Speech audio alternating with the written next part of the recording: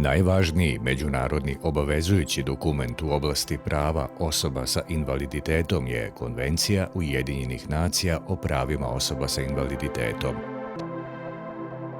Centar za orijentaciju društva, KOD i Republičko udruženje za pomoć osobama sa autizmom su otvorili Evropski regionalni centar za promovisanje prava osoba sa invaliditetom u sklopu globalne inicijative za nadgledanje prava osoba sa invaliditetom.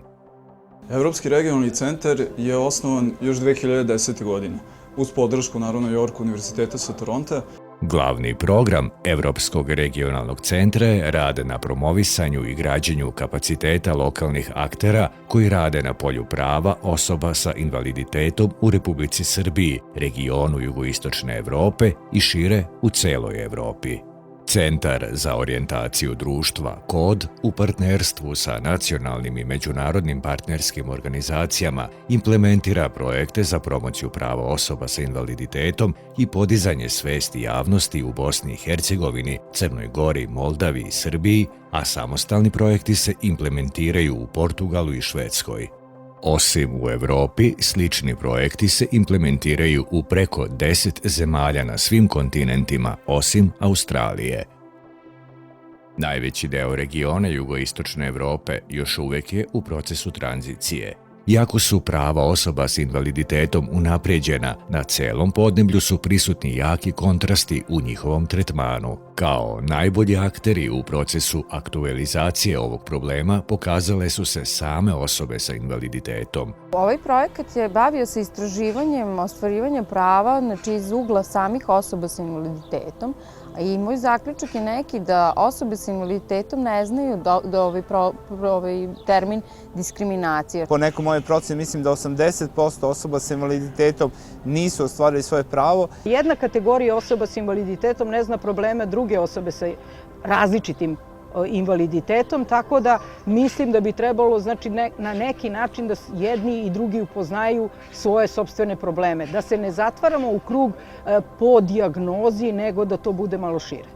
Svrha centra je zapravo da podrži lokalne organizacije osoba sa invaliditetom, da ih osnaži, da budu u mogućnosti da rade jedan kontinuiran monitoring, odnosno nadgledanje njihovih prava, kako se ta prava poštuju i kako se ostvaruju u praksi. Centar za orijentaciju društva iz Beograda je sebi kao najveći prioritet zadao saradnju i podršku na unapređenju kapaciteta organizacijama koje su pokrenule same osobe sa invaliditetom, kao i saradnju sa predstavnicima roditelja koji predstavljaju grupe osoba sa invaliditetom koje ne mogu da se samo zastupaju, ali i sa predstavnicima ostalih marginalizovanih grupa. Znači, ja sad kad zamislim sebe kao roditelja, da sam imala servise podrške, naprijed savjetodavni rad, servis podrške koji mi strašno nedostaje, to je servis podrške o pravima koje ima naša porodica. Od toga kako se radi smeštaj u ustanovu dnevnog boravka, koja su naša prava preko Centra za socijalni rad, kako ostvariti tuđu negu i pomoć i još gomila stvari koje su roditelji saznavali iz udruženja, što je bilo vrlo nepošteno, gubili su dragoceno vreme. Zbog nedovoljne osvešćenosti aktera o svojim pravima i obavezama, potrebno je pažljivo motriti na zakone od njihovog predlaganja i formiranja do njihove primene na terenu. Kada se radi o pristupu pravdi, možemo da zapazimo da veliki broj mana postoji kod procesnog zakonodavstva. Da bi se došlo do prave slike kakva je situacija u sferi ljudskih prava osoba sa invaliditetom na terenu, primenjuje se holistički pristup u nadgledanju i izveštavanju. Ovaj pristup se deli u 3 široka polja za monitoring: monitoring sistema, monitoring individualnih iskustava i monitoring medija. Monitoring individualnih iskustava bavi se utvrđivanjem činjenica na ličnom nivou.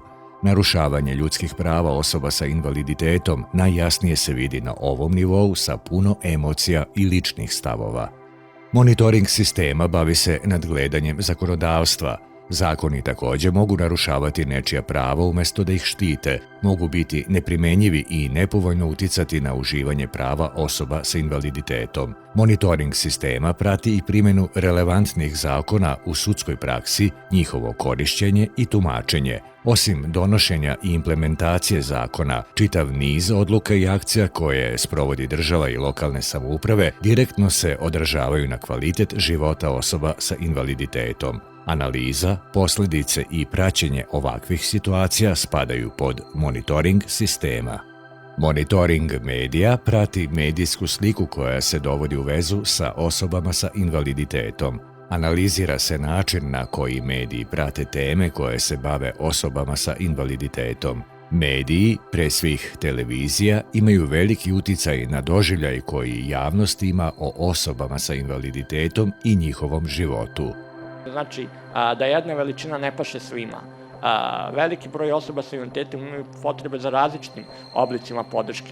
Ključna stvar je da sve karike u tom lancu holističkog monitoringa budu osobe sa invaliditetom. Dakle, u skladu sa onim međunarodnim sloganom ništa o nama bez nas. Podaci prikupljeni na ovaj način prožimaju statistiku i opštu sliku ličnim doživljajem i iskustvom. Takav materijal se koristi i za utvrđivanje stanja o položaju osoba sa invaliditetom, ali i za dalje promovisanje i podizanje svesti o potrebi što opsežnije implementacije zakona kako prava osoba sa invaliditetom ne bi ostala samo slovo na papiru.